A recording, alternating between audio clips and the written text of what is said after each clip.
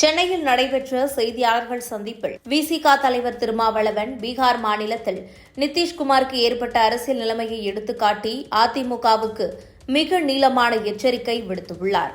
அவர் வலியுறுத்துவது, நிதிஷ்குமாருக்கு மக்களிடையே இருந்த மதிப்பு பாஜகவுடன் கூட்டணி சேர்ந்த நாளில் இருந்து குறைந்தது. இன்று அவர் முதலமைச்சர் பதவியை விட்டு விலகி மாநிலங்களவைக்கு செல்லும் நிலைமைக்கு தள்ளப்பட்டுள்ளார். இது பாஜகவின் அழுத்தத்தால் ஏற்பட்டதாக அரசியல் வட்டாரங்களில் பேசப்படுகின்றது.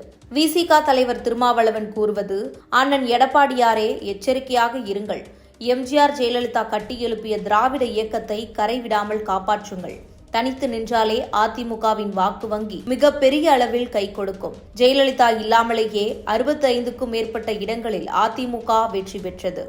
எனவே எடப்பாடி பழனிசாமி முதலமைச்சராக வந்தால் அவர் அந்த பதவியில் நிலைத்து நிற்க முடியுமா? நிதிஷ்குமாரின் கதி அவருக்கும் நடக்காமல் இருப்பதற்கு என்ன உத்தரவாதம் என்று கேள்வி எழுப்பியுள்ளார்.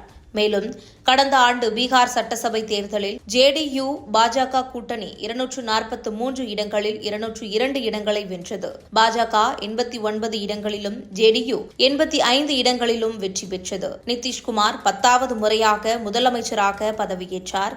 ஆனால் 106 நாட்களிலேயே ராஜினாமா செய்து மக்களவைக்கு வேட்புமனு தாக்கல் செய்துள்ளார். இந்த சூழ்நிலையை எடுத்துக்காட்டி பாஜகவின் கூட்டணியில் இருப்பதால் நிதிஷ்குமாரின் அரசியல் நிலைமை சிதைந்து விட்டது எனவும் திருமாவளவன் வலியுறுத்தியுள்ளார். அதிமுகவின் அடிப்படை வாக்கு வங்கி பாஜகவுடன் இணைந்தால் சிதைந்துவிடும் எனவும் எச்சரித்துள்ளார். எம்ஜிஆர் ஜெயலலிதா உருவாக்கிய திராவிட இயக்கத்தின் அடையாளம் அதிமுகவின் தனித்துவம்தான். அந்த அடையாளத்தை இழந்தால் கட்சியின் எதிர்காலம் ஆபத்துக்குள்ளாகும். தனித்து போட்டியிட்டாலே அதிமுகவுக்கு மக்கள் ஆதரவு கிடைக்கும் என்பதையும் அவர் நினைவூட்டியுள்ளார். மேலும் திருமாவளவன் கூறுவது, அதிமுகவின் எதிர்காலம் பாஜகவுடன் இருக்கும் உறவினால் பாதிக்கப்படக்கூடும் என்பதையும், தனித்துவத்தை காப்பாற்றினால் மட்டுமே வாக்கு வங்கி உறுதியாக இருக்கும் என்பதையும் வலியுறுத்தியிருக்கின்றார். நிதிஷ்குமாரின் நிலைமை பாஜகவின் கூட்டணியில் இருப்பதால் ஏற்பட்டது. அதே நிலைமை எடப்பாடி பழனிசாமிக்கும் ஏற்படக்கூடும் எனவும் அவர் எச்சரித்துள்ளார். மேலும் அதிமுகவின் வலிமை அதன் தனித்துவத்தில் உள்ளது. பாஜகவுடன் இணைந்தால் அந்த வலிமை குறையும். நிதிஷ்குமாரின் நிலைமை அதிமுகவுக்கும் வரக்கூடும். எனவே எடப்பாடி பழனிசாமி எச்சரிக்கையாக இருக்க வேண்டும்.